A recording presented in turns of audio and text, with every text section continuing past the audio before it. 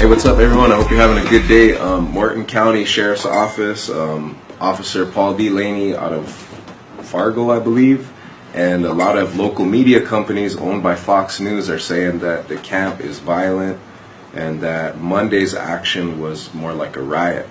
And so we have first-hand accounts. I've been at camp. Nothing like that is going on.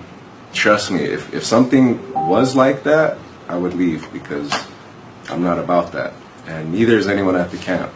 In North Dakota, yesterday's protest at a Dakota Action Pipeline construction site south of St. Anthony were described by law enforcement as a riot. It appears at this time to be a pretty volatile situation. Some would like to say that this was a protest. This was not a protest. This was a riot.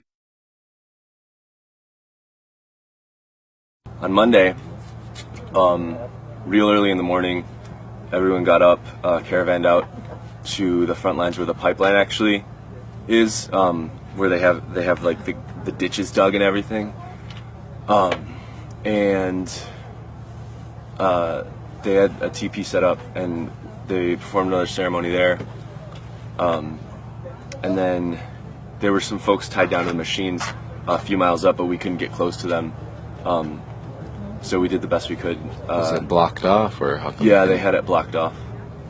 After the ceremony, we got a word that the police were coming in, and they kind of had us cut off from the road. So they come down, and we're all getting out of there, except for some of the folks who were going to stay in the TP, knowing they would get arrested, to stand in solidarity with the folks chained down. And those of us that didn't, we were going up, and they cut through the group right away. You know, they had batons and body armor and everything. Cut right through us and got to the guy who was sort of leading the action. I guess because they had helicopters and even a plane was out there. A lot of folks sort of dispersed at that point. Some of us held a line. My friend's got a bad knee, actually, and they pushed her right over. At that point, a young woman from a Native youth group took the megaphone and started leading the action. So as they got rid of the guy who was leading it, arrested him, then she stepped up and took the... It was absolutely inspiring. She was calling out all the chants and everything, and I've got kind of a big voice, so I was shouting as loud as I could because I really wanted to support her and everything because she was working so hard. And some folks were like really, really angry, understandably, and some insults got thrown back at the police, but she kept all that in check. Like as soon as that started to bubble up, she was like, "Guys, we're here peacefully. We're here in prayer. We're not the enemies of the police, and everyone calmed down, and it was really like touching. Like some of the youth group tried to go and shake hands with some of the officers, and of course they didn't. Who didn't? The police didn't shake hands with them. It looked like we were getting through to some of them. Nobody broke the line or anything, because I think if one officer would have broken the line, then they all would have broken, because I think a lot of them didn't want to be there, a lot of them really looked like they were stuck doing that job, and they didn't know how to get out of it. Occasionally they started dragging some of the protectors out, the water protectors, and at that point we would have to be like, "Hey, we got cameras, and then things sort of died down. They had like big armored cars and everything. They had one of the officers had a shotgun, and they had guys with guns up on the hills. Just the fact that they were up there kind of made you uncomfortable? Or? Oh yeah, especially because they weren't up there from the start. They came up there while there was the police line, and then some more came up with guns on the hill, and that was probably the scariest moment, because I didn't know if they were about to escalate things or not, Yeah. the cops were out on the road, and they had all their like I said, armored cars and like a big bus to take arrestees out, and a bunch of squad cars from all over the country.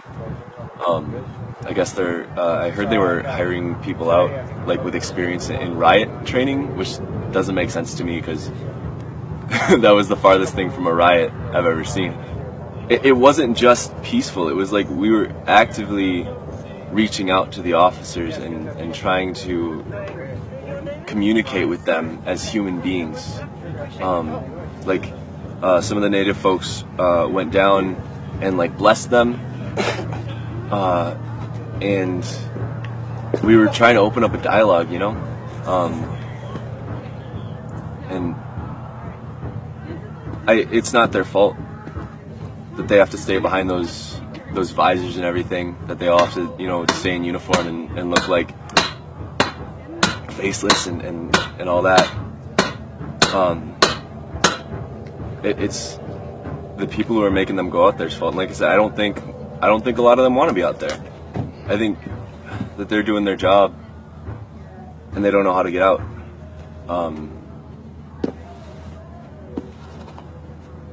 But to call it a riot, to call it violent in any way, like I said, the closest it came to violence was when they were pushing us back.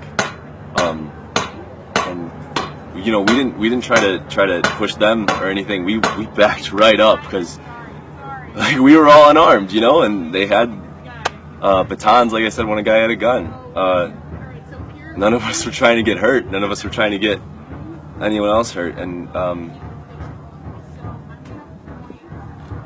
like if it was a riot, if there was any real violence that was happening, that these people in this camp have been committing, then that would be all the reason that the police needed to just come into this camp right now. But they haven't, because there isn't real violence being committed by these people. And the police know that, and they know they don't have an excuse to come in here. And all these people are working so hard to make sure that they don't get a reason, because these people are here in peace, they're here in prayer, they're here to protect, you know.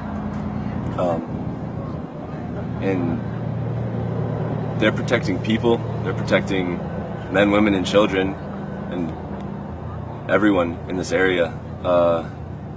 And the police, through no fault of their own, you know, they're being forced to protect a company and money and a bunch of stuff that won't matter in the end. But all the lives of these people here, that matters, you know.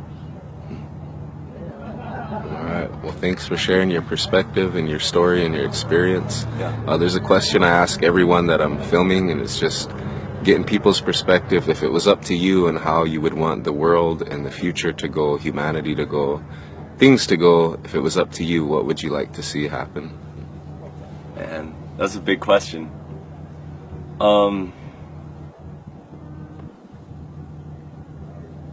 You know, honestly, if it was a little bit like this place, I think the world would be pretty okay, you know? If everyone could just be peaceful and love and support each other and share with each other the way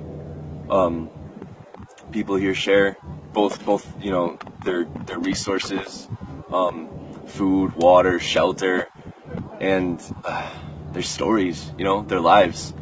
I've learned so much about so many different people in just the short time I've been here. A lot of us in my group are talking about coming back around Thanksgiving and then again for our winter break. And honestly, like, there's some people here that I'm gonna be praying for, because the winter's gonna get tough and things here are only gonna get tougher. Police keep cracking down harder and harder, and they're looking for any excuse, you know, to come in here. And